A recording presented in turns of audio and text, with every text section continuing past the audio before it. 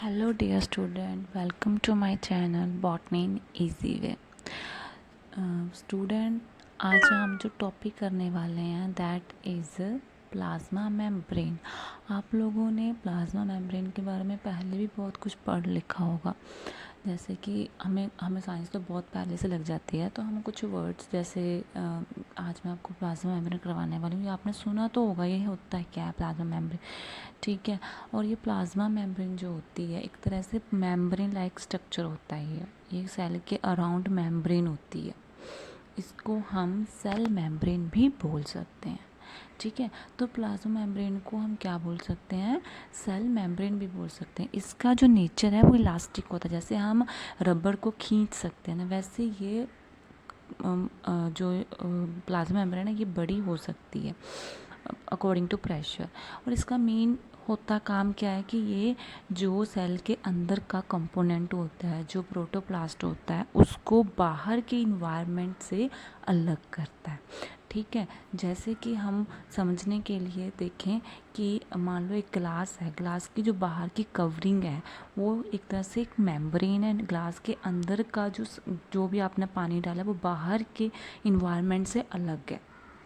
तो हम ऐसे इसको याद कर सकते हैं कि एक ये क्या होती है, एक मेम्ब्रेन बाउंड्री होती है जो कि क्या करती है, कंपोनेंट सेल कंपोनेंट को बाहर के इन्वायरमेंट से सेपरेट करती है। और इसमें परमेबिलिटी होती है। परमेबिलिटी अभी मैं आपको डिटेल में बताऊंगी व्हाट इज़ परमेबिलिटी।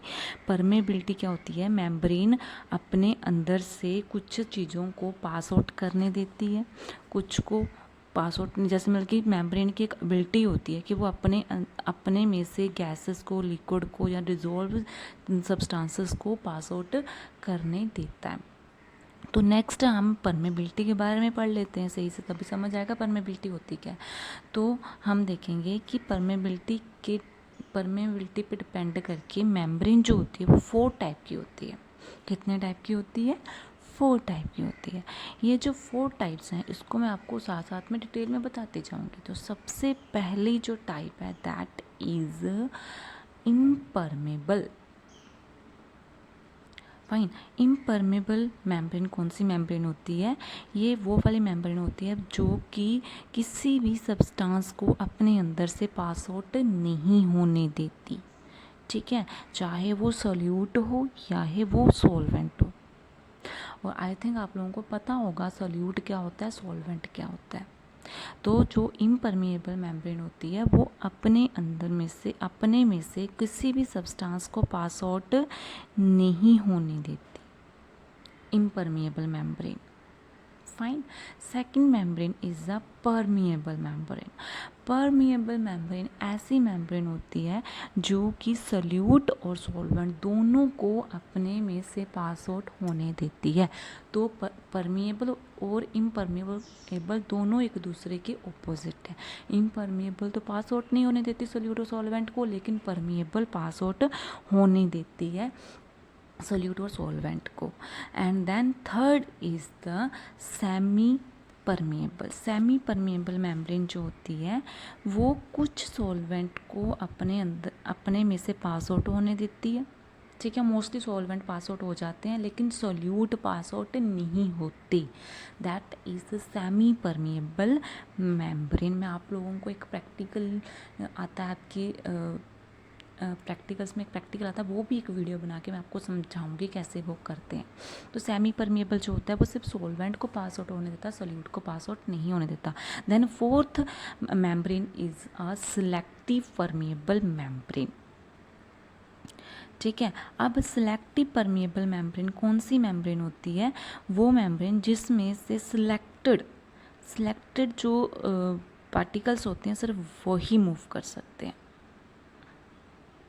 ठीक है।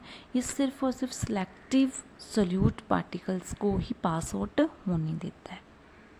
That is selective permeable membrane. Then अगर प्रॉपर्टीज़ के बेस पे देखा जाए तो सेल मेम्ब्रेन्स में 2 प्रॉपर्टीज़ हैं मेन, बाकी मैं कैरेक्टरिस्टिक्स के अलग वीडियो डालूंगी, ठीक है। तो 2 प्रॉपर्टीज़ ऑफ सेल मेम्ब्रेन कौन सी, फर्स्ट है परमेबिलिटी। ये हम देख रहे हैं कि इसको सिर्फ किस रिगार्ड से देख रहे हैं, किसी और सब्सटेंस के लिए देख रहे हैं वाटर को छोड़ के, ठीक है। इसमें क्या होता है कि मान लो एक फ्लोएम सेल है, उसने एक बार ग्लूकोज को अपने अंदर परमिएबल कर लिया, अपने अंदर उसको पास आउट कर लिया, पर दूसरी स्टेज पे जाके वो पास आउट नहीं कर सकता, वो इम्परमिएबल हो जाता है। दैट इज़ द परमेबिलिटी, कि सब्सटेंस को एक बार पास आउट होने दिया, उसके बाद वो पास आउट नहीं होने देगा। Second is retentivity. Retentivity change होती रहती है, अल्टरनेटिवली ये चेंज होती रहती है, ठीक है। तो इस वीडियो में हम बस इतना ही पढ़ेंगे कि सेल मेम्ब्रेन क्या है, सेल मेम्ब्रेन में कितने टाइप की मेम्ब्रेन आती है,